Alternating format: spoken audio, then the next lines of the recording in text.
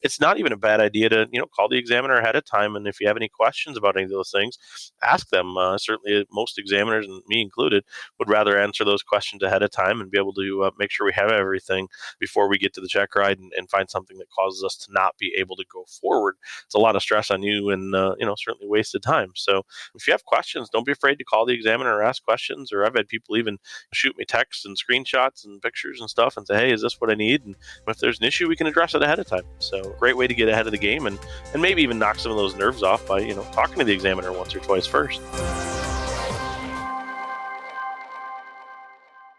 That's Examiner Jason Blair talking. In a moment, he'll be giving me a mock private check ride, which will help both student pilots prepare for their check ride and help licensed pilots who want to prepare for their next BFR, which is now called a flight review. Hello again, and welcome to Aviation News Talk, a weekly show with relevant news and flying tips for pilots and student pilots to help keep you safe. I'm Max Trescott. And of course, you probably know that if you have any interest in buying a new or used Cirrus or Cirrus Vision jet, or you'd like flight training in one, I talk to listeners every week who call me and ask for advice on next steps. So go ahead and give me a ring. It's a free consultation at 650-967-2500 and possibly a free demo flight. Now, last week in episode 138, we talked about wake turbulence accidents and how to avoid getting into them. So if you missed that episode, you may want to check it out. And if you find value in any of these shows, well, hey, consider supporting us with just a small donation through our Patreon page at aviationnewstalk.com/awesome.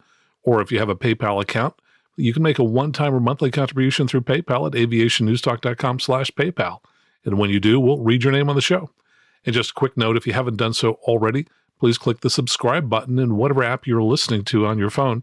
Not only will that alert you when new shows are available each week, but it will also boost our rankings, making it more likely that other people will find the show. And of course, it costs you nothing, zero, to hit that subscribe button, so please do it now. Now here's that conversation with Jason Blair. And now let me tell you a little bit about Jason Blair. Jason is an FAA DPE or designated pilot examiner who gives check rides to pilots, and he's also an active flight instructor. He writes for both Flying and Plane and Pilot magazines. He's the past executive director of NAFI, the National Association of Flight Instructors, and he's served on a number of industry committees. And he's also one of our supporters who donates money each month through Patreon to support the Aviation News Talk podcast. You may recall we had him back in episode 129 when he gave me an IFR mock check ride, and he's back. Jason, welcome to the show. Thrilled to have you here. You're a pretty good student here. You get to do that instrument check ride first and then come back and get your private. This isn't quite as common.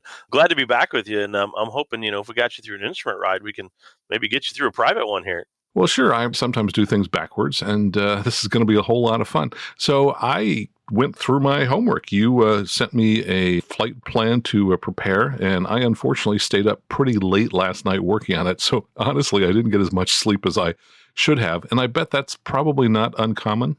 That's a pretty common thing, especially if we schedule you for that 8 a.m. check ride. It's a very, very common thing that we run into people who are thinking, boy, I got to plan this out and have everything up early that morning. And, the reality is what we're looking for you to do is give you some homework that you would plan like you would if you're going to be doing a flight after you get that private pilot certificate.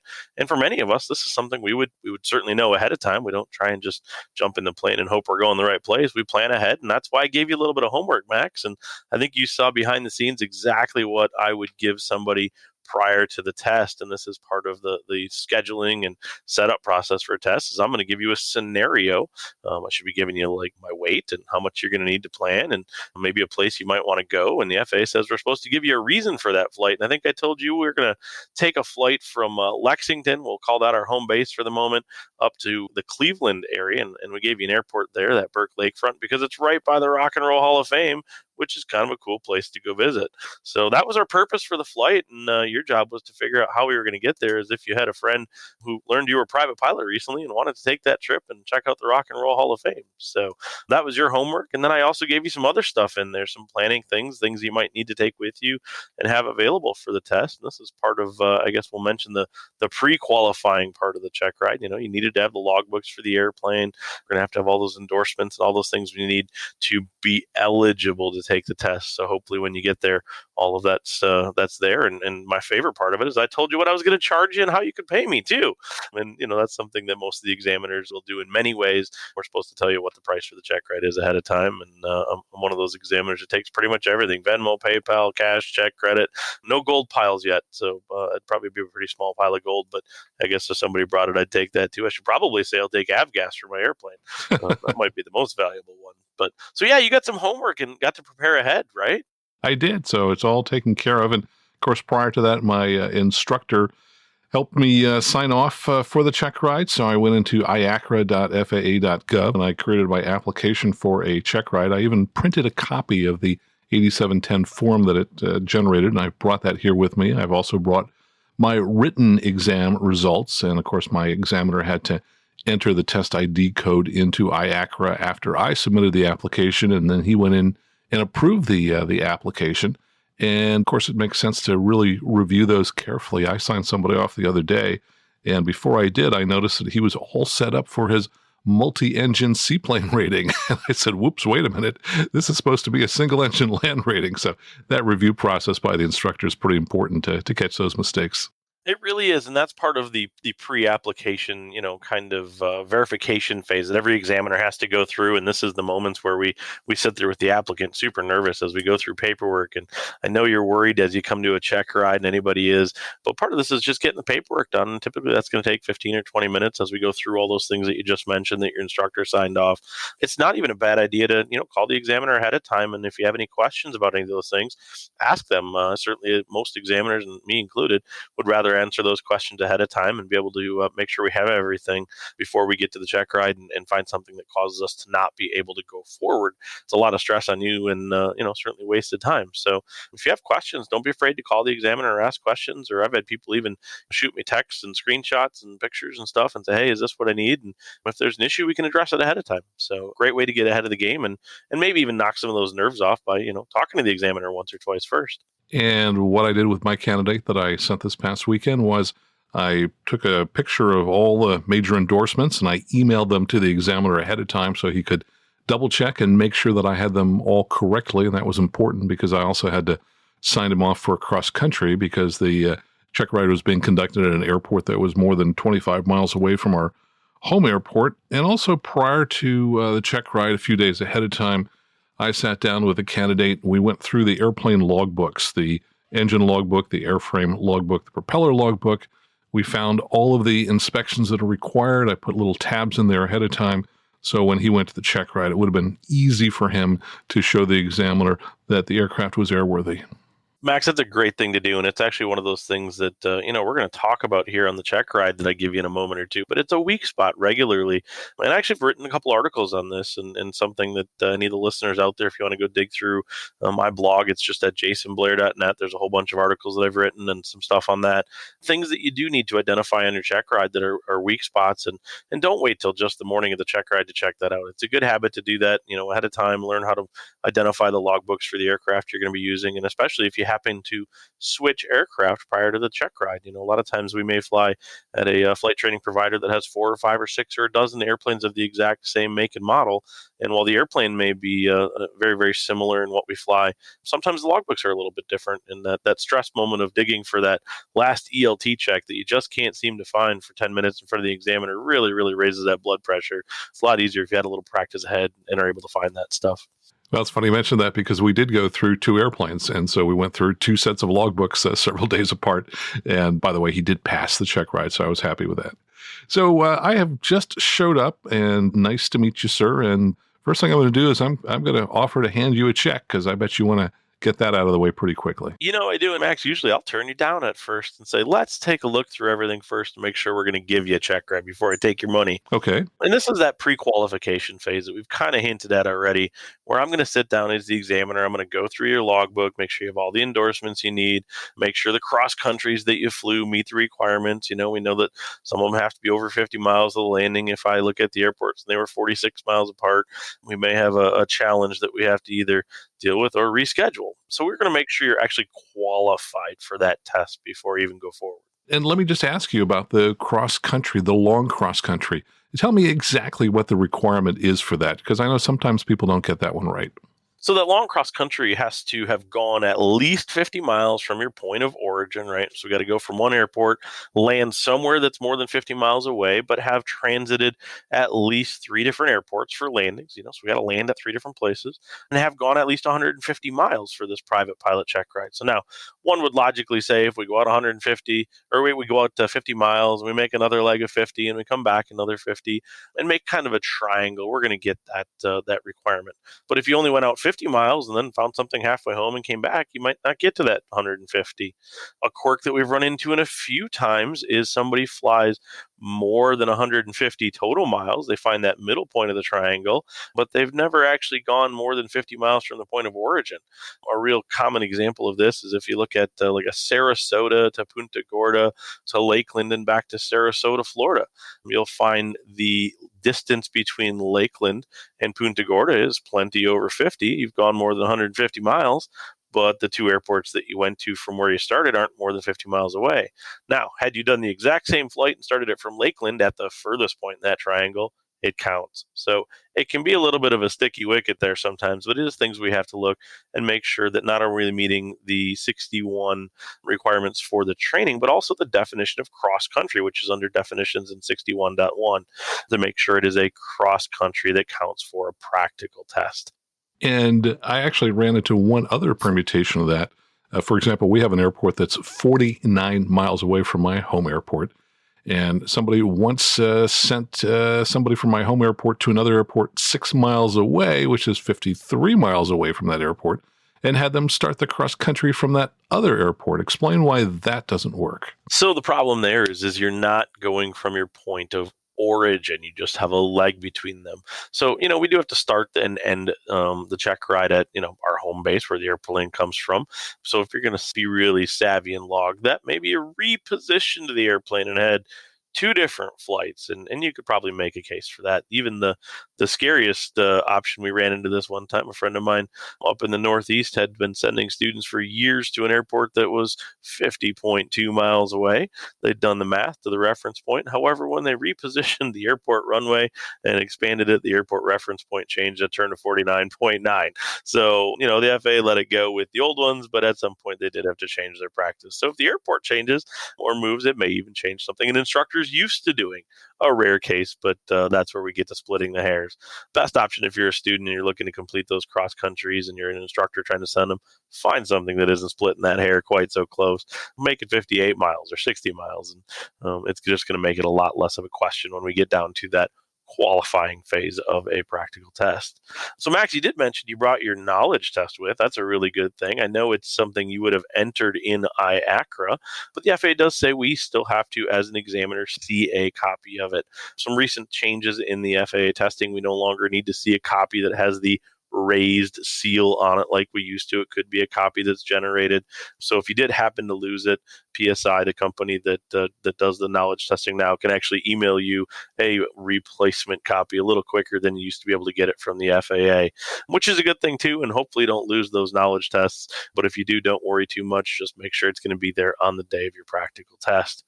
So from there, I'd usually give somebody a briefing about what we're going to do. And actually, if you go digging through my blog, and there's even, I think it's up on YouTube under my name, I actually do a mock briefing. You can see what a briefing would exactly sound like. But we're going to give you a briefing about what to expect on the test, the fact that the test is going to be conducted in accordance with the Airman Certification Standards, right? This is our menu for the test, how long it's going to take. Usually a private pilot check ride should take somewhere between 4 to 5 hours. By the time we do this briefing, we do some ground for a couple of hours, and then we go fly, usually for about an hour and a half or so, depending on the airspace we're in. Hopefully you pre-flighted prior to that flight, and we'll watch you do that. We come back, give you a little debrief, and tell you how you did. As we go through this, we always give somebody the briefing that there's 3 possible outcomes on a practical test. The bad one is called a notice of disapproval. Doesn't mean you're a bad person or you can't be a pilot, but it means we found something that is, not in accordance with the ACS standards. And we're not looking for somebody to be perfect on a private pilot test, but generally good, solid, safe performance that does not cause exceedance of those standards, with rapidity. So we have a little bit of leeway there It's a consistent exceedance of standards. So one little one here, there, but you make good corrections. The examiner should be continuing to go. I always kind of tell people, we're definitely at a stopping point, though. If I got to stop you from breaking you, me, the airplane, or an FAR, that's kind of an end point for the test to keep us safe and out of trouble. If we're going to issue a disapproval as an examiner, we are to typically tell you that at the time it happens. So, it's not going to be a surprise at the end. Now, sometimes we'll hold off a little bit on that in the middle of a maneuver, or if it's something that for safety reasons we need to, deal with that before we would tell you if there was a disapproval. But we're going to tell you. So generally, if you haven't heard bad news, most people can assume you're doing good. There is the option called a discontinuance. I managed to do one of these yesterday. We was doing a CFI Checkride, and we got through the ground portion, and it just hadn't stopped lake effect snowing yet. So, if the aircraft is broken, or we get an airspace closure because we get a presidential visit, or more commonly, the weather just doesn't let us continue, we can actually stop the test at that point. You get credit for everything up to that, and then we finish it off at another time. We try to avoid starting tests that we know aren't going to be completed in the same day, but the FAA does know that sometimes weather changes, things like that, so we can issue a discontinuance. And then the last option is the good one. That's a new temporary airman certificate, and that's the goal, to get you to be that private pilot. We tell you that as you're going through, breaks are fine. Typically, if you need to stand up, take a walk, get a little bit of water, hit the restroom, something like that, that's perfectly fine.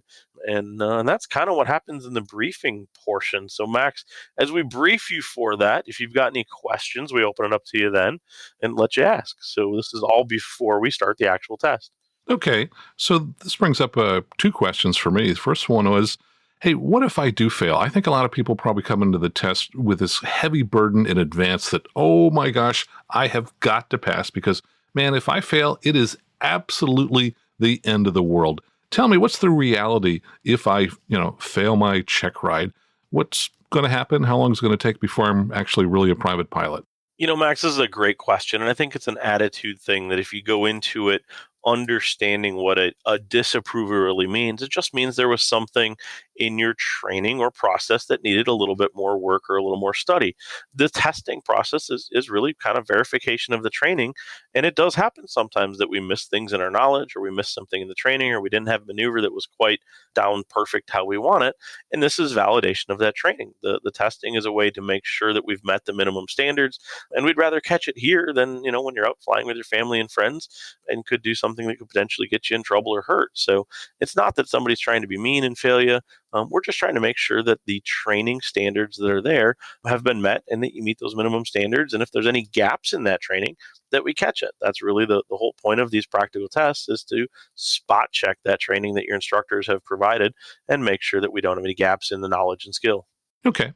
Now, you had mentioned that we hopefully are starting a check ride that we'll be able to finish, but I've checked the weather here, and this is actually the current METAR for Burke Lakefront. It says that it's 1.5 mile visibility, light snow, broken 2,100 feet, overcast 3,000. Now, that's my destination. Does it matter what my destination weather is going to be, or are you more interested in what our starting point weather is going to be? So, for example, if I go to Lexington right now, I find that we've got 10-mile visibility. Max, I love this. I'm gonna interrupt you. And you're doing the exact same thing that many people do, and nobody has told you yet. And I didn't tell you this in the email I sent you either. Hey, we're not actually going to fly this flight. This is for planning purposes and some practice. So this is a good question. However, what you're asking about shows me that you're already starting to think about some of the things I'm going to ask about, maybe related to our planning of weather and could we get there and diversion. And these are things we're going to ask about in that ground portion of the test. Most of the time, you're going to stay within a 20 to 40 mile radius of the airport from which you start for that practical test. You're going to find a practice area. The examiner will typically ask you to start on the flight as if you were going to be flying that cross country. We need to see, can you at least start heading in the right direction, find your first couple waypoints along the way, and then we'll break off into a practice area. This is a great question sequence you're going with, Max. So let's just dig down into that a little bit deeper. Let's say that we're at Lexington. I just showed up for the check ride. I'm lucky that my airplane is based there because it's 1,200 foot overcast and it's going to stay that way all day long. Can we start the check ride? A wonderful question, and actually something that I had to deal with this morning for an instrument check ride. So, somewhere about 6 o'clock this morning, I texted my applicant and said, "So I see it's gusting 28, and we're 902, and it's 36 degrees out with some light, snowy, misty stuff. How do you think the check ride looking for today?" And his answer was, "Well, we're definitely not going to be going flying." I appreciate that sentiment because I don't think I want to go in a non-icing equipped airplane in that, even in an icing equipped airplane. So the FAA does give us some direction that we are not supposed to be starting a practical test which we don't expect to be completed in the same day. So this is where that communication between you and your examiner come in, and you might drop a note either early in the morning or even the night before, and you grab that TAF and go, "Hey, I know there's no way we're flying tomorrow because it's going to snow 14 inches. Neither of you probably want to hop on the roads and do that. So if you expect that there's no way you're going to fly, it'll probably be a reschedule moment for that practical test." Sure. So what you're saying is we can't even do the preliminaries. We can't do the qualification, the oral discussion. If there's an expectation, there's no way we can fly. That is the intent of the FAA policy. Okay, great. Well, thanks. So what's next? I'm raring to go here. All right, Max. So this is where, if you said you're ready to go and you have no questions on that briefing, this is where I take that check from you, or the Venmo or the PayPal or credit card or whatever we want to use. And we would move on into the check ride portion. Well, actually, now that you mentioned that, I actually do have another question. And I'm guessing probably comes up from time to time. What if when we're out there flying later today, in the midst of a maneuver, let's say I'm doing my steep turns and I realize, oh my gosh, I'm at minus 120 feet. I've just busted one of the criteria. Can I get a do-over, or how does that work? Great question. There are no do-overs. If the examiner has determined do not meet those standards for the ACS, it is a disapproval. You can't just try again. However, we have the option to continue testing if we are questioning whether you've met the standard. So now if you're doing a steep turn and you momentarily dip 120 feet instead of 100, you make a positive correction and continue all the way around and fix it. The examiner does have the option to continue that testing and make sure you can stay in standard. We understand you may have a momentary lapse. Now, if you're 150 feet low, not correcting it and continuing, that's going to be a bust for the maneuver. Okay, so what you're basically saying is if I make a small error, just keep going, correct promptly, and keep my fingers crossed, and I might still pass. I don't know that it's to keep your fingers crossed. It's show a positive correction. If you're off a little bit, and you should tell the examiner, "Hey, I'm about 20 feet low here. I'm going to correct by reducing my bank angle if we're in that steep turn and adding a little bit of back pitch and correct it, and you nail it for the rest of it." That shows just as much sometimes as if you just got lucky and did it perfect. So, we're all pilots. We all make a little bit of error here and there. The goal is to be able to correct them also. And sometimes that shows us just as much as an examiner, and we certainly can't see consistent exceedance of those standards or maintain exceedance, but a little correction here or there is going to go a long ways.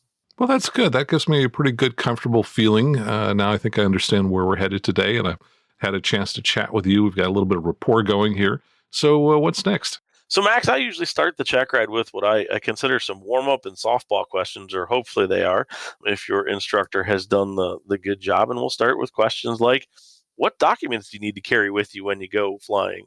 I'll tell you about those documents in just a second, but there's one more thing I've just got to ask. Yeah, sure. Nervousness. I mean, everybody's got to be nervous going into a check ride.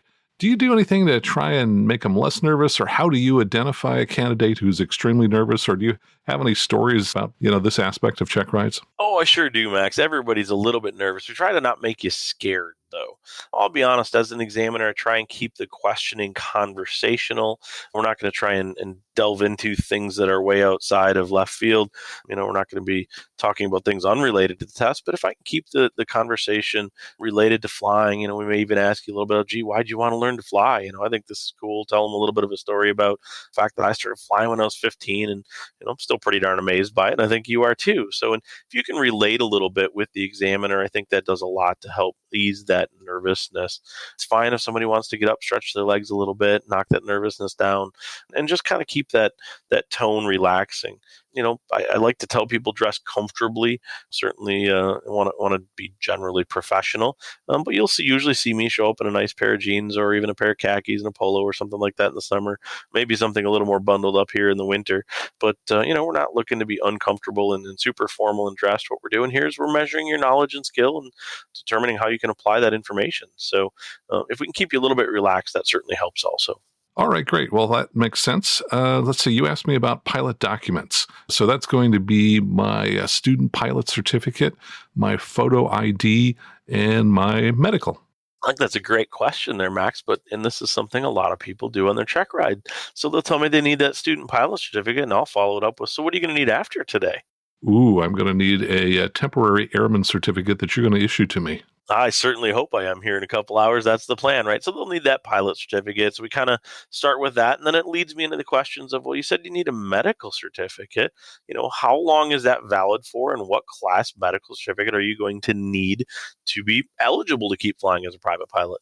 Sure. Well, I happen to have a second class medical, which is good for a year, and I'm over 40 years old. So if I'd gone out and gotten just a standard third class, that would be good for only 2 years. And that's what's going to happen to my second class medical. After 1 year, it's going to revert to a third class. And if I were younger than 40, my third class medical would last more than 2 years. Excellent. So you kind of covered everybody who might be listening here with this, Max. I love it. Except one thing you might even run into on a check ride. Somebody is compliant using basic med, right? Oh, I totally forgot about that. Yeah. Yeah, so if any of our listeners are out there, make sure you're aware of the limitations of using basic med if you do go to that practical test and have to explain it. So asking your documents kind of allows me to tee this up for the next thing. The airplane needs some documents too, Max, right? So what am I going to need to see to be able to be flying that aircraft on the day of the practical test? Okay, so we always use the acronym AERO. So A is going to be the Airworthiness Certificate, which is issued with the aircraft when it comes from the factory. So I'll show you that. The airplane registration, and a key thing is to make sure that it's valid. And I know that would be an unairworthy aircraft if I didn't check to see that the registration had expired. The operating limitations, which I would usually meet just by having the POH with me, because that's section 2. And then a weight and balance for this particular aircraft that has the N number associated with the airplane that I'm on that weight and balance sheet. Cool. I love it, Max. So, as we think about this, I'm missing a couple things. You use that AERO acronym. Most of us have transitioned to a SPARROW acronym. Any idea what the S and the P in that's for now? I don't.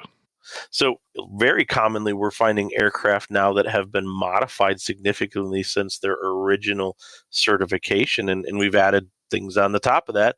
The S is for supplements and the P is for placards.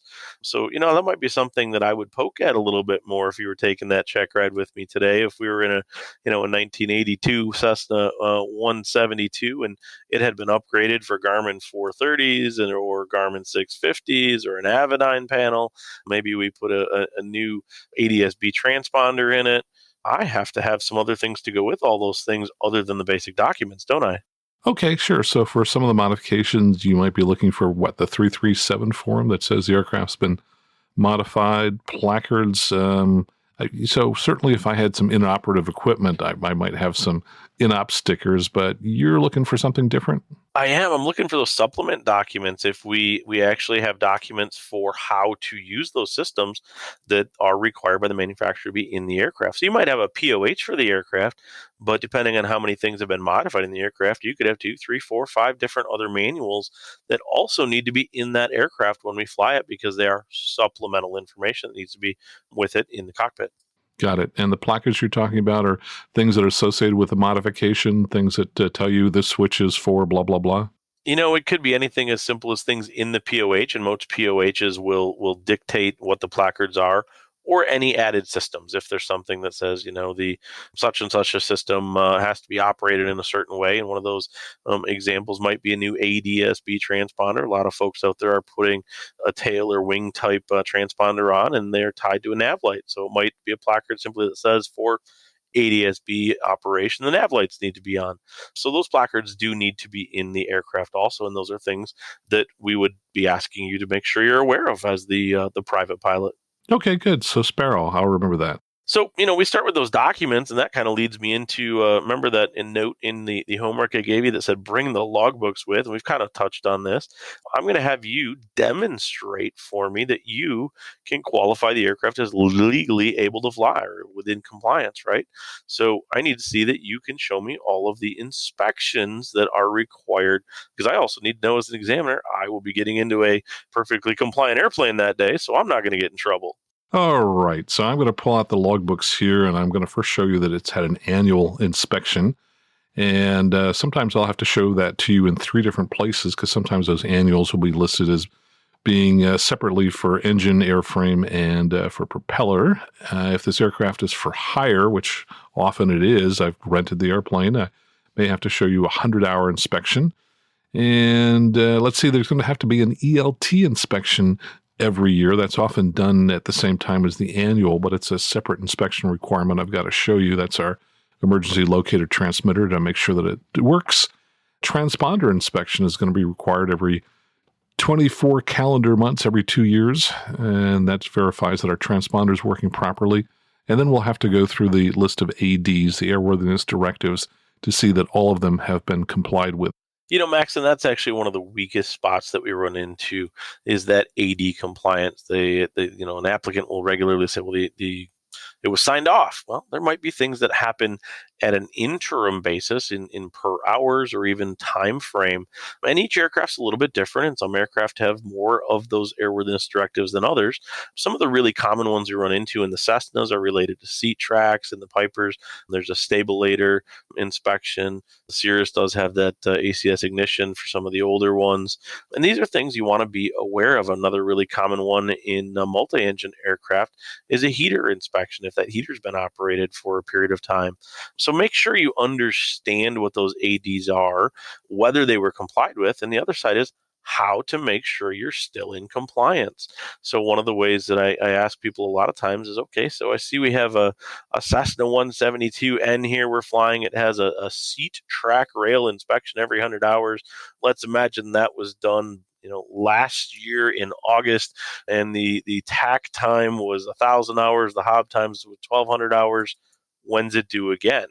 And understanding that maintenance is done off tack time, not hob's time, and then being able to apply, what does today's aircraft condition look like? If I go out and find that it has to be done every 100 hours, the tack time was at 1,000 when it was done, but I'm currently at 1,200, and I can't find another inspection, it may indicate that inspection was not completed.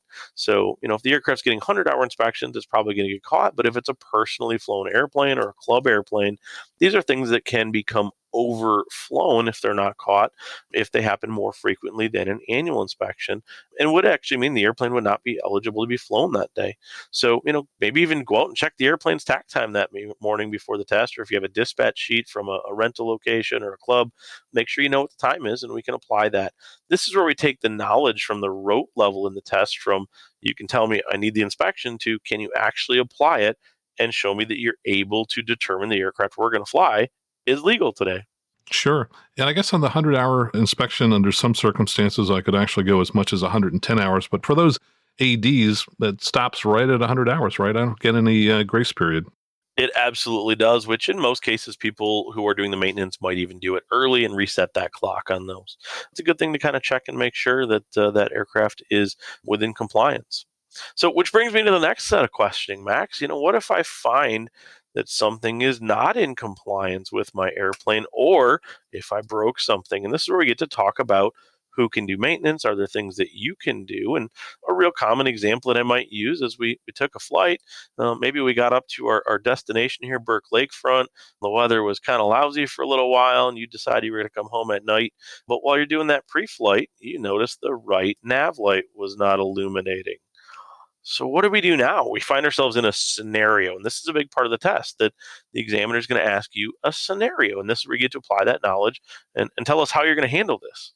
So Max, what are you going to do if here we are at Burke Lakefront at night doing that pre-flight, and we find that right nav light is burnt out? Oh boy, well that is actually required equipment. So I know that there are about 9 different things that all airplanes have to have for day VFR flight, few extra ones for night VFR flight. And that's a no-go item. So unless I could find a spare light bulb, which I believe I could actually change because I think there are 20 things as a pilot I can do maintenance on. And I think changing light bulbs is one of them. If I could find a spare light bulb and had a screwdriver, I might be able to put that in and we could go. But the odds are we're going to be stuck there overnight. And this is a great way to do that, Max. You're bringing up some questions that are things that I'm looking for. You said something about preventative maintenance. So, I don't expect somebody on a practical test to have all of them memorized, but here we are stuck on the ground. I probably got time to go find myself an FAR AIM and even look this part up, right? So, could go to that list and find that list of things that you can do.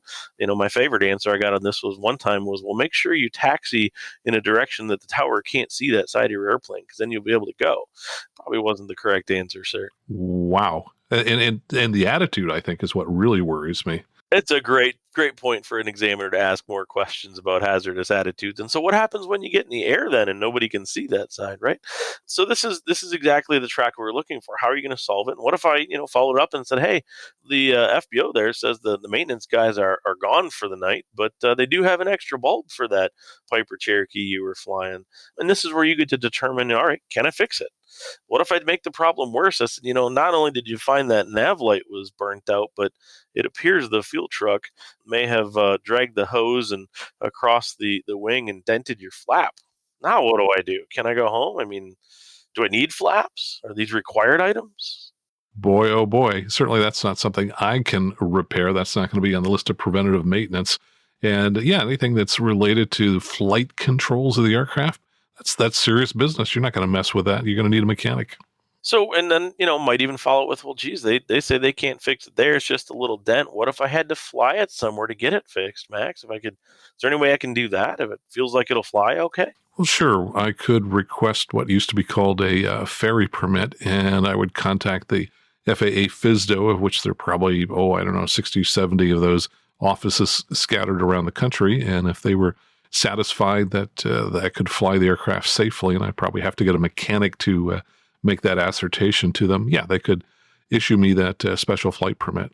Excellent answer for that. And I think you're seeing this scenario kind of play out here of how we might poke at your knowledge of maintenance, who can do certain things, and if there are things that you can do as the pilot or owner of the aircraft also. And it's worth knowing there are things you can do. So some of them may get you home safely, and some of them may be well beyond what the average person should or could do. So once we've kind of poked at the qualifying, we know how to kind of handle the airplane qualification. We know how to handle your own documents. I might follow it back up with, all right, so we got an airplane that's ready and you seem to have your documents, but boy, we got to keep ourselves current to fly, right? So this is where we get to ask a little bit about that compliance of how do you make sure you're flying legally? So what are you going to have to do, Max, as a private pilot to stay current to go flying in general? And I start with the really basic question, just in general flying. What do you have to do to stay current after you've passed your practical test? Sure. If I'm just flying myself and you've given the Checkride today, about 2 years from now, I'm going to have done a flight review, which people used to call a BFR, where I fly with a flight instructor for a minimum of 1 hour, and we spend a minimum of an hour on the ground talking about FAR Part 61 and 91.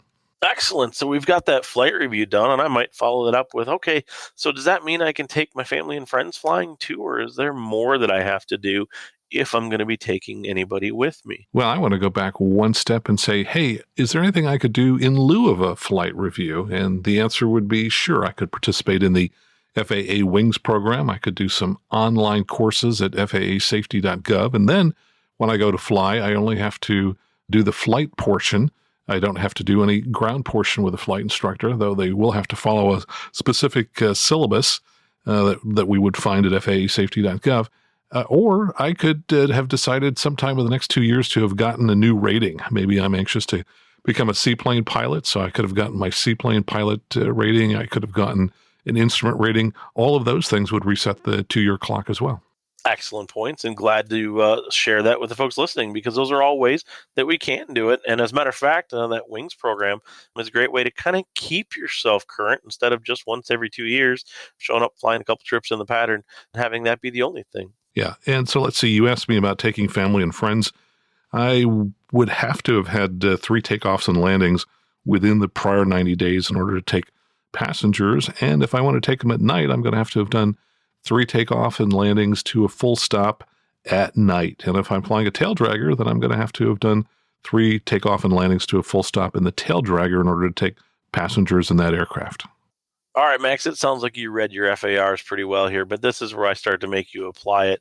And if I say, well, what if I had done my training and did my check ride in a Piper Warrior, and a friend of mine showed up at the airport and said, here's the keys to my Cessna 172. Can I throw them to you? Can you go fly it? Well, if you're asking about from a currency standpoint, yeah, if I'm current and I've got 3 landings in the Cherokee, then I could go and fly the Cessna. Though that begs another question, which is, am I proficient in that Cessna? Is it safe? So it's really kind of the difference between what's legal and what's safe. And that's a great question to kind of dig a little deeper on. So what we're looking for here is, do you understand what category and class currency means? Can you switch aircraft, make and models, and that's different than a category and class. But then we might even dig into that risk management of, hey, what if you are going to switch aircraft makes and models? What might be some of the things you would do to reduce your risk and make yourself a safe pilot if you wanted to switch airplanes? Well, I think switching airplanes is fine if you're flying both aircraft frequently. But yeah, if you haven't flown that other aircraft recently or frequently in the past, probably ought to go flying with a flight instructor just to get some instruction to make sure that I am safe in that other aircraft model that I haven't flown recently. I think that's a great perspective to kind of bring people to on the test if they haven't seen it before, is to kind of think their way through that. But then I might even follow up and say, well, if it's been a few months since I flew, if I just grabbed that tail wheel and flew at night and did full stops, would that get me current for everything and in the daytime too? Or do I have to separate those and do daytime and nighttime separately? Sure. If I wanted to knock off all of those requirements in a single flight, I could take a tail dragger out at night and make 3 full stop takeoffs and landings to a full stop, and I would met all the requirements for all the aircraft that are in the single engine land category. Excellent. And that's where we get to apply that rule where it says during the day, you must have done 3 landings. It doesn't say whether at night, but if it does happen at night, if you have to stay current, it specifically says they must be at night. And again, we get more restrictive if it's a tailwheel. I know not everybody out there is probably doing their initial training in a tailwheel aircraft, but if you do happen to be doing that, or if you are transitioning to one later, it's almost a little bit of a give that you get current in that. We let you be current in the tricycle gears too. So, Max, once we've kind of qualified this, how do we stay current? How do we make sure the aircraft is ready? It's a good transition in a lot of cases, either to more about the airplane, or we can transition into that scenario. And I kind of mix this up for today's purposes. Let's talk about the aircraft. And if we dig through the Airman Certification Standards, it's kind of that menu for the Checkride. It says that an examiner must ask about at least 3 major systems components of the aircraft. So I have a list of them that are in my plan of action for this, and I kind of mix it up and alternate. Matter of fact, a lot of times on a practical test, I will even let somebody choose one of them. So I might say, hey, what's your favorite system to try and tell me about? Interestingly enough, most people will pick the hardest one that they can find usually, just because they've probably studied it the most. But, so Max, you got a favorite you want to tell me about? And let's imagine we're using what do you want to use for an airplane today? What was the last airplane you were in flying? It was probably a Cirrus SR-20. Well, let's use the SR-20 then. So pick a system on that SR-20, and we'll say basically what I'm looking for is, how does that system operate? How does it generally function? Or what are some of the details of it? So which system do you want to start with today? I'll tell you what, let's make it a 172 because that's probably more universally used for check rides. Sure. What's your favorite one to ask about?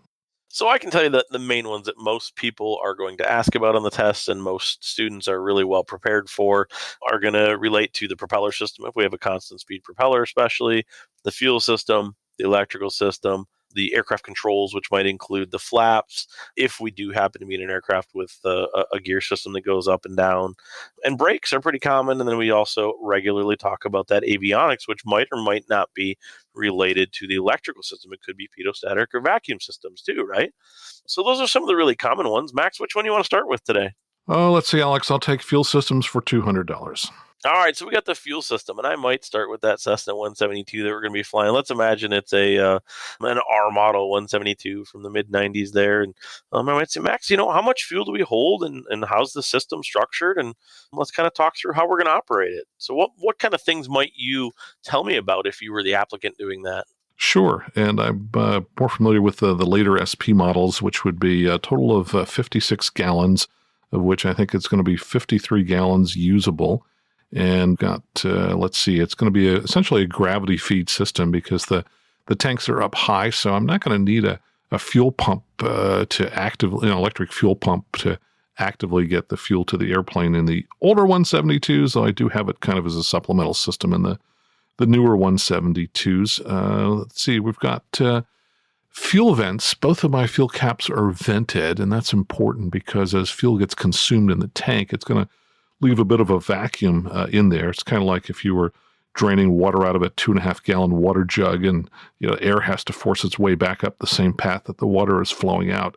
So often you'd poke a hole in the top of those water jugs. Well, the fuel caps act like that hole. It's the vent that lets air come into the fuel tank so that we don't create a vacuum. And there's also a third fuel vent, which is going to be behind the strut on the pilot side of the airplane, just underneath the left wing there. So we've got 3 different ways to let air into the system. It's going to flow through a 3 or 4 position valve that allows us to be either in the both position, the left or right, or to shut it off. And then from there, it's going to flow through a gascolator, which is kind of our final filtering element before it flows into the engine. Max, it sounds like you got a pretty good general understanding of that system, and that's really what we're looking for here. We're not looking for you to be an engineer and redesign a new one or be the mechanic that fixes it if something wrong, but generally understanding, how the system works, how much it's going to hold, and what are things you would be looking for if you had to pre-flight that airplane. And those fuel vents are a really important part of it and regularly missed, in terms of application of why we're looking for that. So that's something, if somebody has not briefed me like you did, I might poke at a little bit more and ask, geez, what if the cap was on backwards, or what if we had a fuel vent that was clogged? Would that have any effects? We'll many times ask a simple question, Max, like, what kind of fuel can we put in it? Can I put jet fuel in it and make the airplane go faster? That would be great. No, it's going to have to be 100 low lead, which is going to be the blue colored fuel. Excellent. So, and that's part of the question we might follow with is, so how do you make sure that is? How are you going to test that fuel system prior to flight? Well, so on my newer Cessnas, I have 13 sampling points that I'm going to have to sample. Big increase from the old ones where we had just 3 total. So I'm going to take my fuel sampling cup and I'm going to drain from 5 points under each wing, 3 points underneath the fuselage. And I'll be checking periodically to make sure that they're coming up blue. And I'll also be looking to see if there's any dirt or water. The water would accumulate down in the bottom of the fuel strainer. Excellent. So this is while we're pre-flighting, figuring this out, and you're showing me you're going to be able to not only understand what that system does, but how it might affect your flight if you didn't properly check it. So, we're not going to go super deep, much more further than that. We might ask some questions like, well, how much fuel are we going to burn per hour? How do we know how long that's going to take us? Do we burn off both tanks at the same time, especially if we're in an aircraft that has a switching tank requirement or fuel imbalance possibilities? We might ask those risk management types of factors also. So from there, Max, we might pick a second system, and I'm going to say, let's talk about the flaps today. What do they do? How do they work? Not every airplane has flaps, but last I checked, the 172, the Cirruses, the Pipers, most of them have it. Most of our training aircraft, right? Sure. So I might even ask a really simple system like, what do flaps do for us? Well, great question. So the newer ones are going to have 3 positions, 10 degrees, 20 degrees, and 30 degrees. The older Cessnas would actually have a 40-degree flap position, but that would predate about 85 or 6, I think, somewhere around there. And the flaps basically are going to add both a certain amount of lift and a certain amount of drag, and they're also going to ultimately reduce the stall speed of the aircraft. As we apply the flaps, usually we're going to be applying them for landing, though there are some other circumstances we'll use them for certain types of takeoffs. For example, as we apply the flaps, the center of lift is going to change just a little bit on the wing, so the aircraft is going to pitch a little bit differently every time we add some of those flaps. Excellent. So this is where I might even take that questioning that you've opened up a couple questions here, and I might take it from the rote level to start and bring it into the application level. Max, you said that it changes our stall speed, right? So I might start with the question like, well, what is our stall speed if the flaps are in the up position? And you might give me a number, maybe it's 65, just kind of pick a round number here for various airplanes.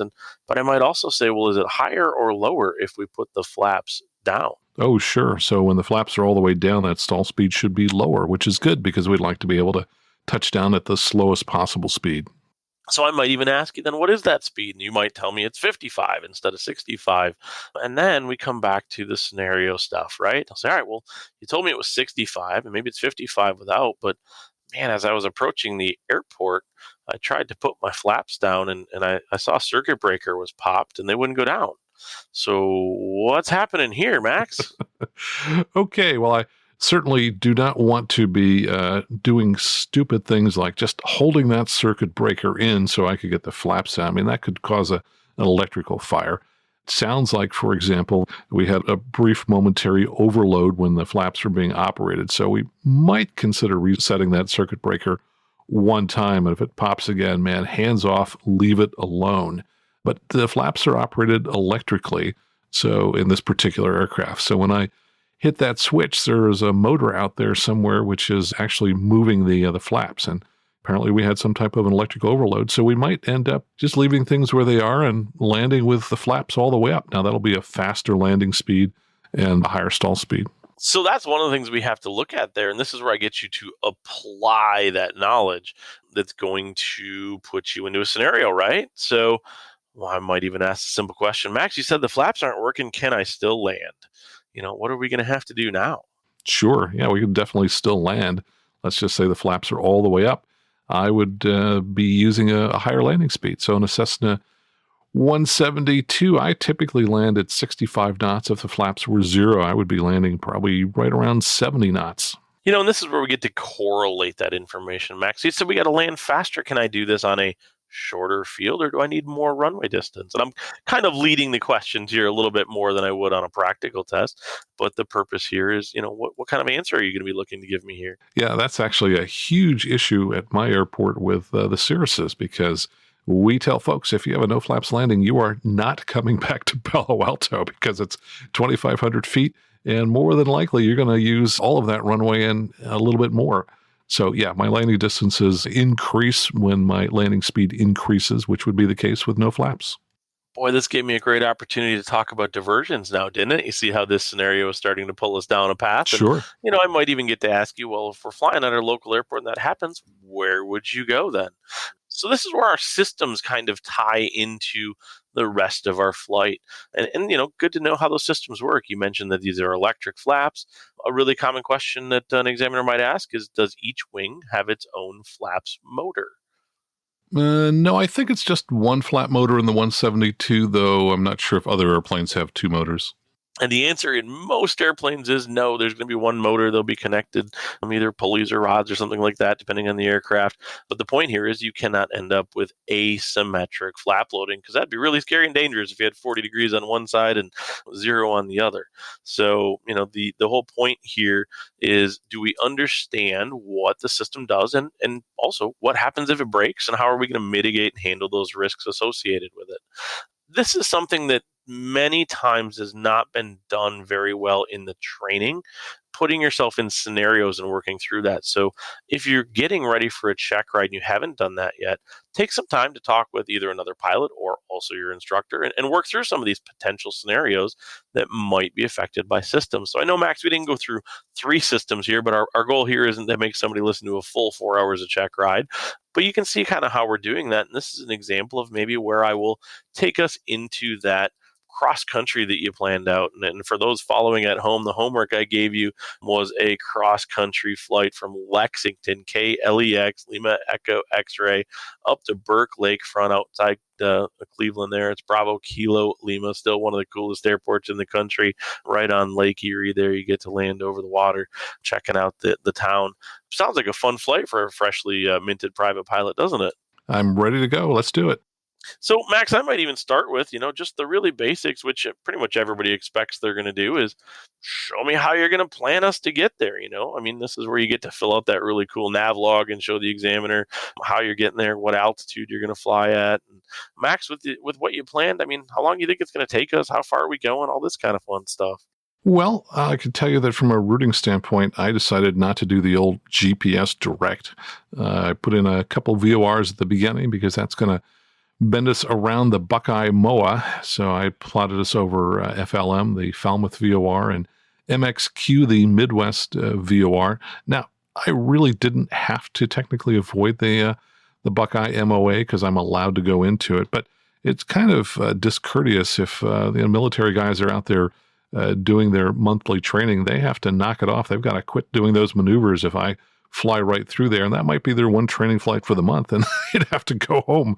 So I really want them to be able to do their training, so that's why I've bent this route around there.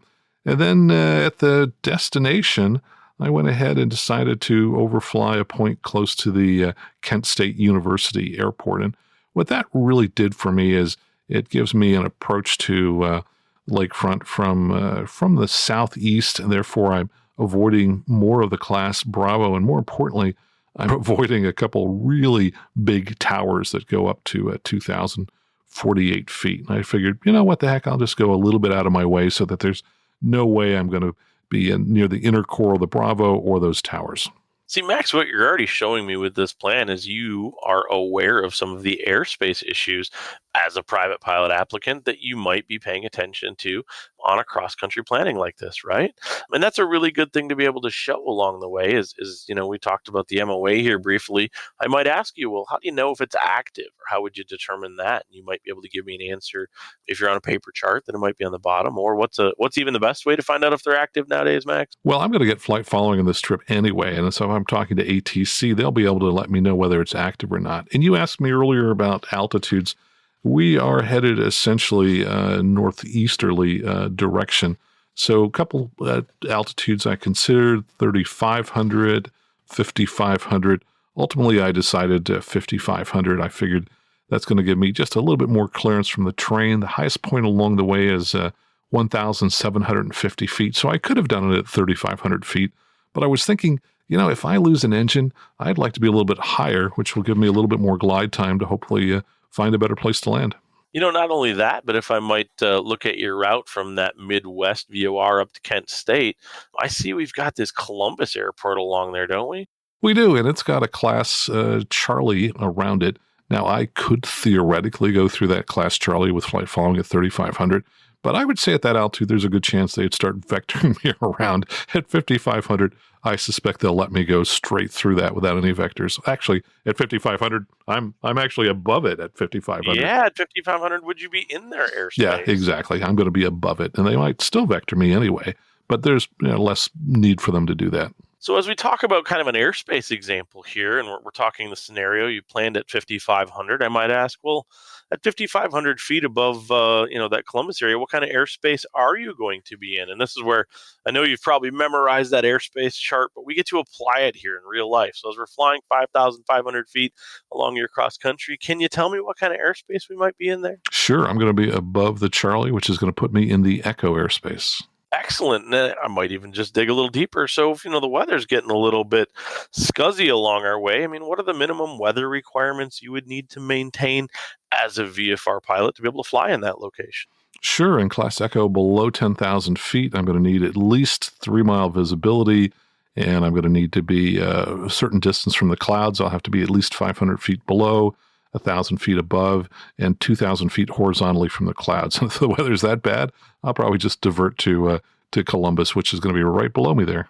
Excellent. So, Max, I'm going to ask a really recent question that we've made some changes not too long ago and is starting to pop up on the test. Hey, at my 5,500 feet, if my airplane was a 172 that hadn't quite got that ADS-B update yet, can I do that? I mean, do I need ADS-B to fly there? Do I need a transponder?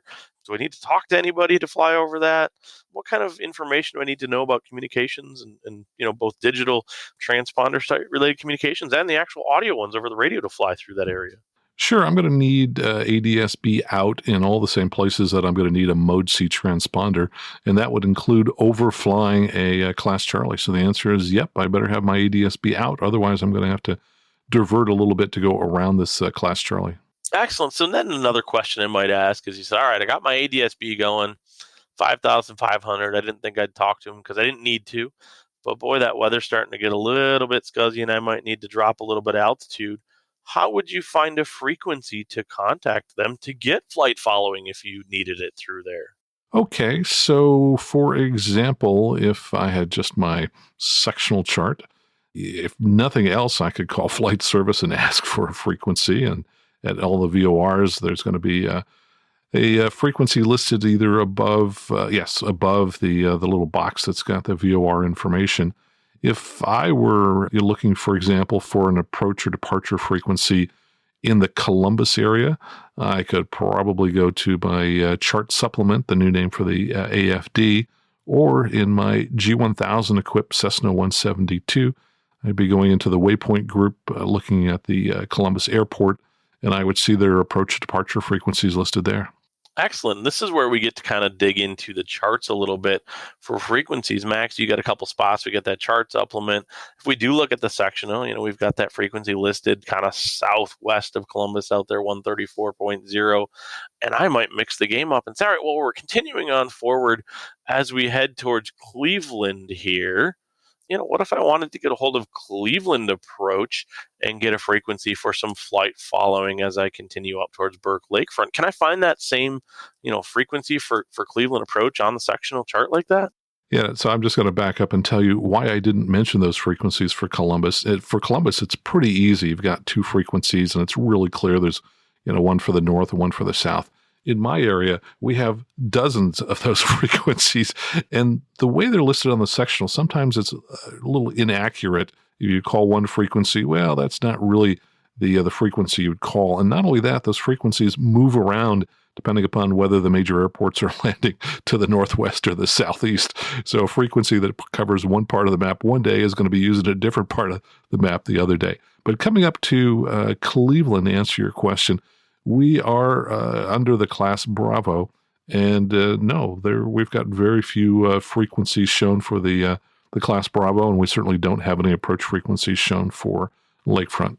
And this is a great time where if I haven't done it to you already in another way or you haven't showed me, we kind of drive you into using that chart supplement data, right? A sectional chart isn't going to list Class Bravo airspace frequencies, so it makes you use another resource. And you happen to be using Garmin Pilot or ForeFlight or iFlight Planner or any of the others, what you may find is as you scroll in further, it will actually change your chart from the sectional scale to a terminal scale.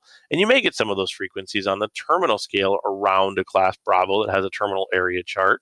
However, the other thing you can do is go to the airport data and find those frequencies either in the chart supplement or digitally in your EFB. And what I'm looking for here is, can you find a frequency to contact those more busy airspaces and properly apply where that frequency is going to be needed so you can get that following. But Max, we're heading towards Cleveland, Burke Lakefront here. Do I have to talk to anybody in Cleveland approach to get myself to Burke Lakefront? Well, if we stay outside the Bravo, we could theoretically go up to the edge of the Class Delta and call the tower directly at Burke. Now, I wouldn't wait till I got to the edge. I'd want to call them probably about 10 miles away from the airport. But yes, in this case, I could just call the airport directly.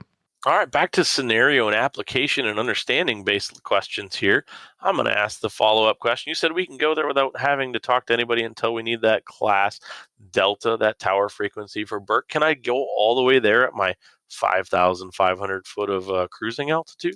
Definitely not, because that airport is under a 3,000 foot shelf of the Bravo. So I would have to be stepping down my altitude below 3,000 as I approached the Burke Airport. So I think you can see how we're starting to get you to not just spit back what kind of airspace it is, but actually apply the use of that. And if your route that you had kind of going up near that Kent State coming in, we would be able to apply those descending altitudes of that class Bravo, and you might be able to tell me how to stay clear of it. We could follow this up a little bit more with, what are the airspace requirements in the Delta? Do we need a transponder for under the Bravo? And, maybe even a little bit of questioning of weather requirements as we transition through those airspaces that follow us along the way. So we can also pick some other things along the way. Max, just south of that Kent State Airport, I see Akron Fulton Airport. It's got a little bit of a different depiction on that than just those big blue or big magenta circles. What are we finding there in terms of airspace? So that is underneath the Class Charlie, and it looks like it is a non-towered airport. Yeah, sure, there we go. I got the CTAF listed there. But yeah, it appears to be inside a segmented red circle. So that would be under Class E to the surface. Excellent point there. And this is something we regularly see people maybe mix up a little bit. If there's a segmented circle that's blue versus one that's magenta, it's really how we depict whether or not they have a tower or not and where that Class E airspace goes down to. So many times we'll find that Class G airspace that goes up to 700 AGL and then it becomes Class E above. In this case, that Class E starts right at the surface there. So we know we need to maintain those weather requirements. Now, if I back up a little bit and went back a little bit to the west there, we have Wadsworth, 3 Gulf 3. Max, are you seeing that over there? I've got it. So you can see the difference in depiction. If I said, well, what if it's 2 miles visibility and overcast 8,000? So it's just a little misty and hazy out. Max, as a private pilot, if I just wanted to go get myself current that morning, would I be allowed to fly a traffic pattern there like that?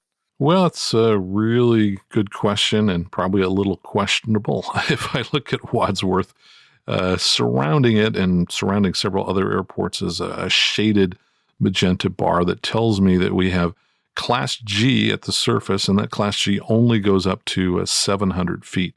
Now, if my traffic pattern happened to be 700 feet and below, then technically I suppose I could fly in 1 mile and clear clouds, but most traffic patterns are going to be up around 800 feet AGL or even 1,000 feet AGL. So that's going to put me in the Class E just above the Class G. So no, I'd need 3 mile visibility if I'm at an 800-foot traffic pattern altitude. And that's a great answer to this. This kind of takes us from the what's legal to what's practical and what's safe. And what we're looking for here is, you might be able to tell me, well, I'll just fly my traffic pattern at 500 feet, 1.5 miles viz. And we might ask them, let's talk about risk management with that. Is that really a safe thing to do? And what we're looking for here is to, do exactly what you did and say, well, I typically fly my pattern at that 1,000 and that'd be the safer. And that drives me into the higher weather requirement, right? So, but Max, I'm going to back us up a little bit here, and this allows us to maybe hit a couple other things. If we're flying along, and I said you got a friend who was coming with on this trip, and somewhere along our line, we crossed over that Columbus area, a little bit northwest of there is where Uncle George, who was taking the ride with you to go check out that Rock and Roll Hall of Fame. Matter of fact, we're up kind of near Knox County Airport, 4 India 3. If you see that a little bit north of the Appleton VOR, maybe northeast of Columbus there. Are you finding kind of about where we're at, Max? Okay, yes, I have found Knox County Airport northeast of Columbus. Go ahead. So here we are, Max. We're cruising along at our 5,500, and Uncle George, he's just he's starting to feel a little bit motion sick on you. He told you, geez, I think I got a little nauseousness happening, and you feel okay as a pilot. But Max, what are you going to do with Uncle George here in a situation like this? If we're cruising along at our 5,500, I mean, what do you think's happening, Uncle George, and what's going to be your handling of the scenario here? Well, Uncle George, if he isn't feeling well, it might be turbulence, for example. So I'd certainly be aware of that. And it might be something else. I don't know. So probably would make sense to divert to Knox County. We can get on the ground and try and sort it out. So, Max, this is where we're kind of starting to talk about those aeromedical factors, right? It's some of the stuff we have to talk about from the ACS for that test. I mean, if it's just Uncle George feeling a little bit motion sick, what might you as a private pilot need to know that you could do to help somebody who was feeling a little motion sick on a flight? We're a little bit from the airport in the meantime. What do you do to keep Uncle George from, we'll say, decorating the cockpit for you? Well, let's see. I might give him a little bit of fresh air, for example. If, it's kind of stuffy up there in the cabin, I want to make sure that George is looking outside and not inside, maybe looking at a little bit at a distance, and I might, certainly as a flight instructor, let Uncle George put his hands on the flight controls a little bit, because he's going to get kind of better feedback to his body as to, what's causing his discomfort.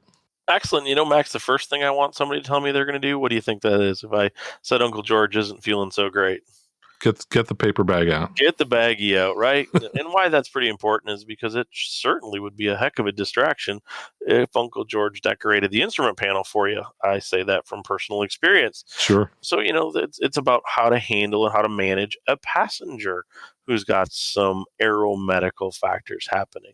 And there's a bunch of these different things that we can ask about. Max, I might even take the scenario a little further and say, boy, Uncle George seemed to be getting it first, but now you and I are both starting to feel kind of a headache, maybe a little nausea and kind of sleepy feeling. Max, what do you think's happening now if it's all of us starting to feel the same thing?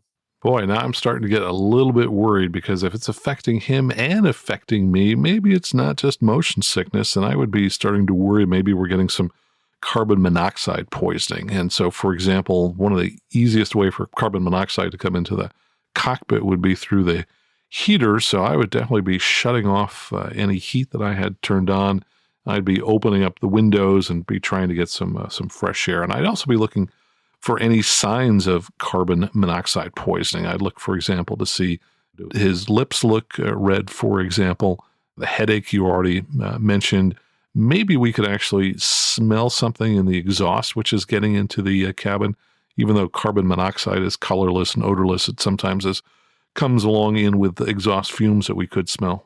Excellent path here, and I like where you're going with this. So what should we be doing if this? Do we just continue the flight and keep going, or what would be your option here at this point?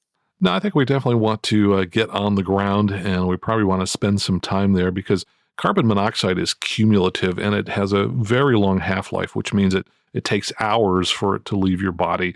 So yeah, we'd want to hang out there for a while. We might get a mechanic to inspect, for example, the heat exchangers, see if there are any cracks in that. And ideally, we're carrying a carbon monoxide detector. I carry one, and they're probably $100 or maybe a little more, electronic, very sensitive, and that would have given us an early warning.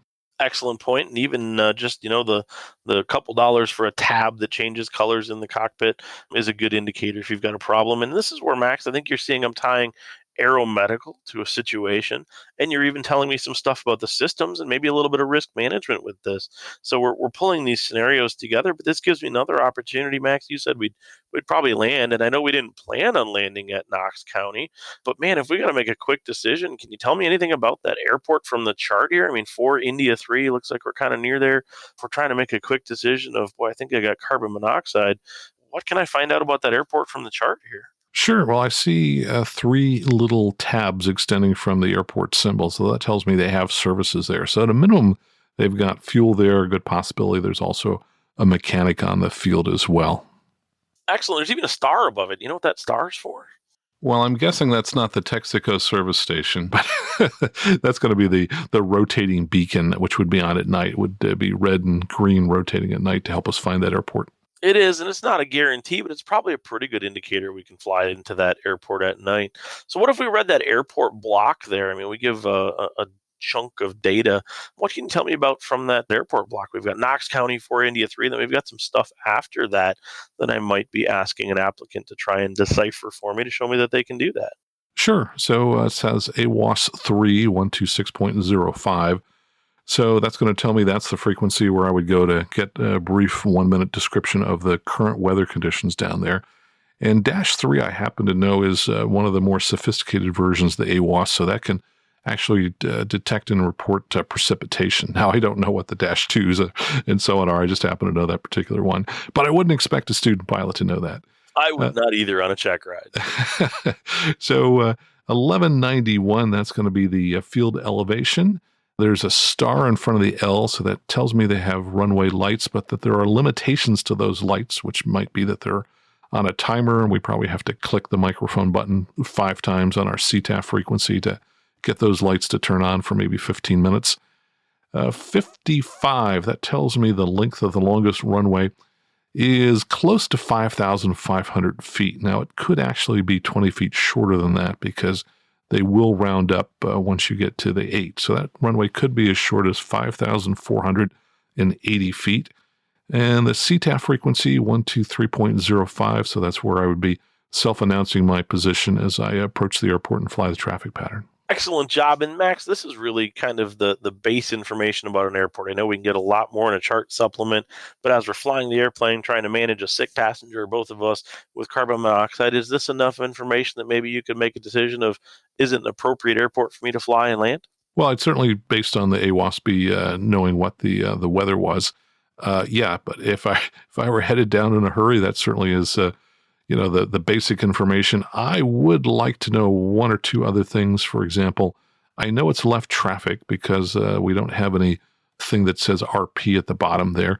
I'd love to know the pattern altitude, though in an emergency, I wouldn't worry about it too much. But if we've got time, I would pull out the chart supplement and look up the pattern altitude for Knox County.